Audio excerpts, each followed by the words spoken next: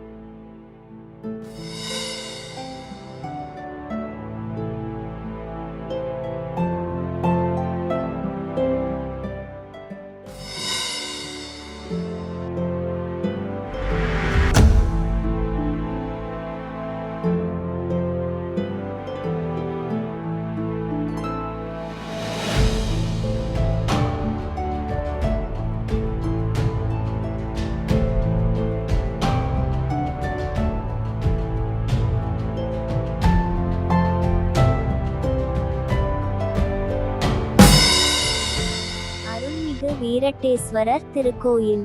மூலவர் வீரட்டேஸ்வரர். உற்சவர் அந்தகாசுரவத மூர்த்தி. தலவிருட்சம் சரக்கொன்றை வில்வமும். தீர்த்தம் தென்பெண்ணை. புராண பெயர் அந்தகபுரம் திருக்கோவிலூர். இத்தலம் 10ஆம் நூற்றாண்டைச் சார்ந்தது. ஈசனே வைரவ வடிவம் என்பதால் தேய்பிறை அஷ்டமி நாளில் வீரட்டேஸ்வரரை வழிபட்டால் தீவினைகள் அகன்று நன்மைகள் நிலைக்கும் என்று நம்பப்படுகிறது. இச்சந்நிதியில் ஔவையார் பாடிய விநாயகரகவல் பாடி வழிபட்டால் வேண்டியவை அனைத்தும் நடைபெறும். இவ்விநாயகர் திருக்கோவிலூர் வீரட்டேஸ்வரர் ஆலயத்தில் அருள்பாலித்து கொண்டிருக்கிறார். மெய்ப்பொருள் நாயனார் ஆட்சி செய்த அருட்பதி இதுவாகும். ராஜராஜ சோழன் பிறந்த ஊர் இது. ராஜராஜ சோழனின் சகோதரி இந்த ஆலயத்தில் விளக்குகள் ஏற்றி நிதி வழங்கினார் என கல்வெட்டு சான்று உண்டு. கபிலர் வழிபட்ட தலம் இது. தென்பெண்ணை ஆற்றின் நடுவில் கபிலர் குகை கோவில் அமைந்துள்ளது.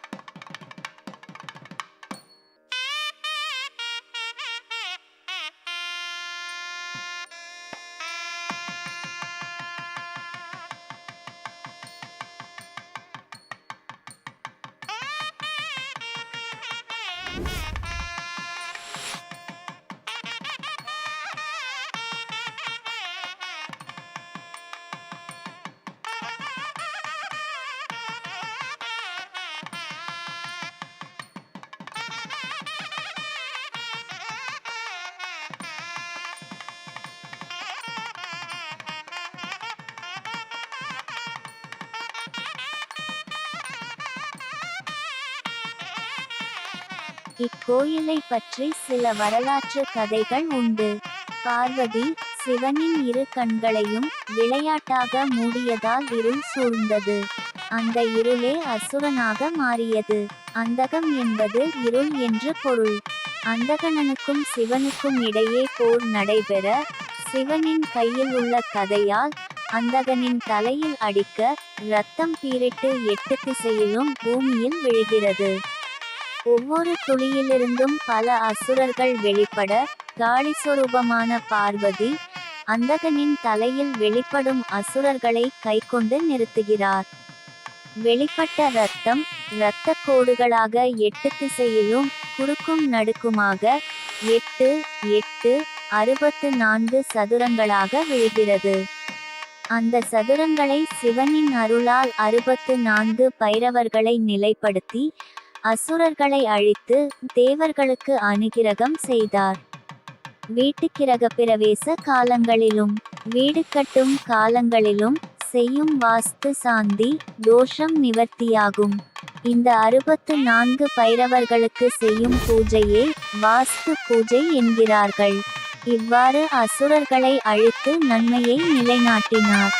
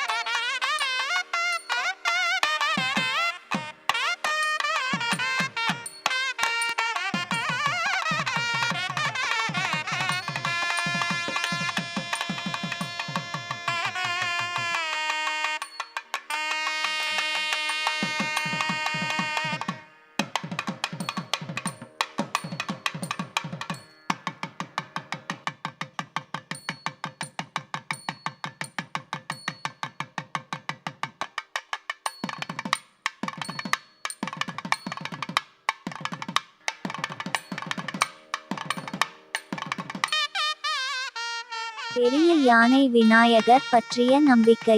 தன் பூவுலக வாழ்வை முடித்து கொண்டு திருக்கயிலாயம் செல்வதற்காக ஈசனை வேண்டிக் கொண்டிருந்தார் சுந்தரமூர்த்தி சுவாமிகள். இதையடுத்து ஐராவணம் என்னும் யானையை ஈசன் அனுப்பினார். அதில் ஏறிய சுந்தரர் கயிலாயம் புறப்பட்டார். அவரோடு அவரது நண்பரான சேரமான் பெருமானும் குதிரையின் காதில் பஞ்சாட்சரம் ஓதி குதிரையில் ஏறி கயிலாயம் சென்றார். இருவரும் வானில் சென்றபோது கீழே உள்ள அந்தகபுரம் திருக்கோவிலூர் என்ற சிவதலத்தில் வீற்றிருக்கும் ஸ்தல விநாயகரை அவ்வை வழிபட்டு கொண்டிருந்தார். அவரிடம் சுந்தரரும் சேரமானும் அவ்வையே, நாங்கள் கயிலாயம் செல்கிறோம், நீயும் வருகிறாயா என்று கேட்டனர். கயிலாயம் செல்ல விரும்பிய அவ்வை விநாயகர் வழிபாட்டை அவசரமாக முடிக்க எண்ணினார். அப்போது ஒரு அசரீரி ஒலித்தது. அது விநாயகரின் குரல். அவ்வையே, நீ எனது பூஜையை வழக்கம்போல் பொறுமையாகவே செய். வழிபாடு முடிந்ததும் சுந்தரர் சேரமான் இருவருக்கும் முன்பாக உன்னை கைலாயத்தில் சேர்க்கிறேன் என்றார். இதனால் மகிழ்ச்சி அடைந்த அவ்வை சீதக்களப செந்தாமரை பூம்பாதச் சிலம்பு பல இசை பாட எனத் தொடங்கும் விநாயகரகவல் பாடி விநாயகரை வழிபட்டார். ஔவையார் விநாயகரகவல் பாடி முடித்ததும் அவர் முன் விநாயகர் தோன்றி தனது துதிக்கையால் ஔவையை ஒரு சில நாழிகையில் கைலாயம் கொண்டு சேர்த்தார். விநாயகர் விஸ்வரூபம் கொண்டு துதிக்கையால் ஔவையாரை திருக்கையிலாயம் சேர்த்ததால் பெரிய யானை கணபதி என்று அழைக்கப்படுகிறார். பிறகே சுந்தரமூர்த்தி சுவாமிகளும் சேரமான் பெருமானும் திருக்கையிலாயம் வந்தடைந்தனர் என்பது வரலாறு.